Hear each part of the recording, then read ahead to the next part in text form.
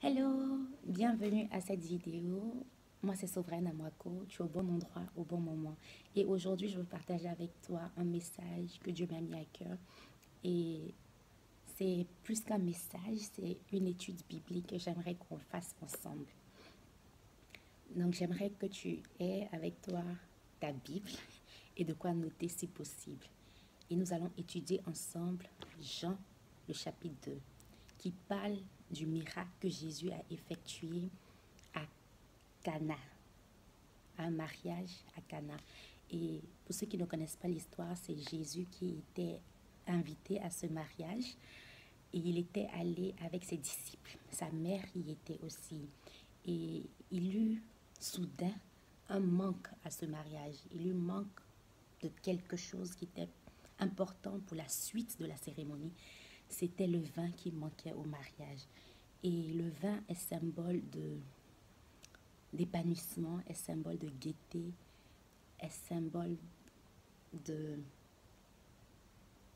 célébration. J'ai noté ici que le vin est symbole de célébration. Et il n'y avait plus de vin à cette fête. J'imagine un instant la décision qu'il devait prendre, soit mettre à terme cette fête ou implorer qu'il y ait un miracle qui se produise. Parce que comment continuer cette fête s'il n'y a plus de vin?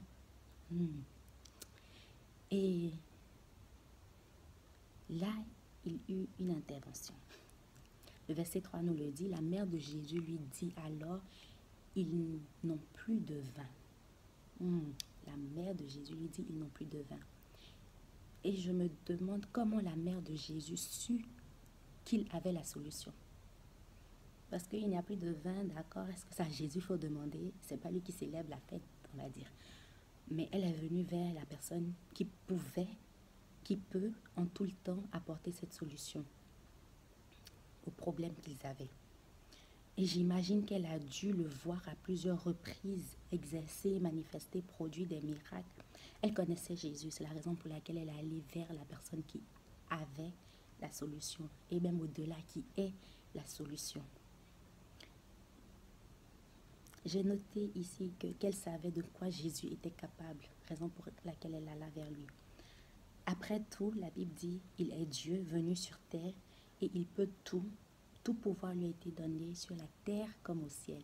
C'est ce que Matthieu 28, verset 18 nous le dit. Marie connaissait Jésus parce qu'elle avait une relation avec lui.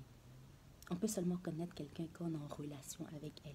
Tu peux avoir entendu parler de quelqu'un, mais tu peux connaître quelqu'un quand tu as cette intimité, connaître ses faiblesses, ses forces, ses capacités. Et Marie connaissait Jésus. Elle a expérimenté Jésus.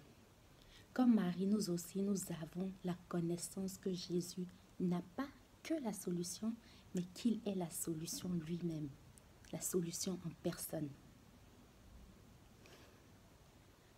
Poursuivons le verset qui suit, le verset 4. Dans ma version, le verset 4, et je tiens à préciser que ma Bible est la version du français courant. Donc pour ceux qui ont la version français courant, le verset débute avec un mais. Mais Jésus lui répondit, Mère, est-ce à toi de me dire ce que j'ai à faire? La femme qui vient vers Jésus, elle lui dit, ils n'ont plus de vin. Et Jésus qui répond, mais est-ce à toi de me dire ce qu'il y a à faire? Très bonne question. Cette conjonction mais est utilisée pour contredire tout ce qui a été dit auparavant. Tu peux dire quelque chose et on vient dire mais, on vient contredire ce que tu as dit auparavant. Ils n'ont plus de vin, mais est-ce à toi de me le dire? Je peux imaginer certaines situations, quel que soit ce que tu traverses, peut-être tu n'as pas d'emploi. Et Jésus vient te dire, mais est-ce à toi de me le dire? De me dire ce que je dois faire? Tu n'as pas de mari, mais est-ce à toi de me le dire? Tu n'as pas X et Y, toi seul connais ta situation.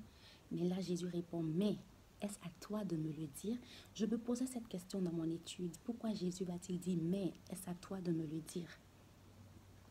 Jésus veut nous dire qu'il connaît notre situation.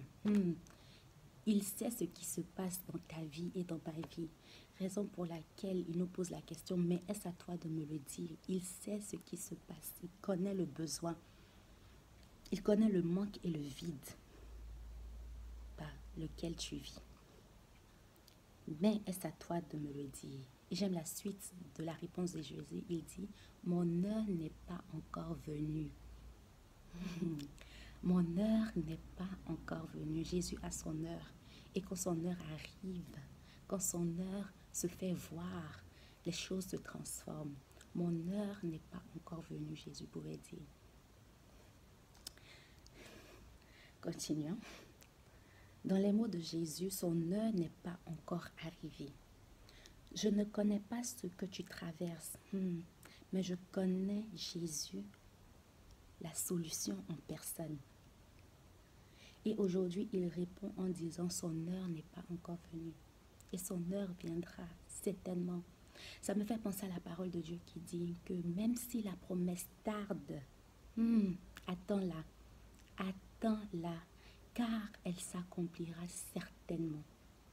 Son heure viendra. Et ce qui me plaît avec l'heure de Jésus, c'est qu'elle est la meilleure. Elle est la meilleure. Merci d'avoir suivi cette vidéo. C'est la première partie de notre étude biblique. Demain, je vais poster la deuxième partie qui parle de l'attitude de Marie, des serviteurs impliqués et la suite de l'histoire.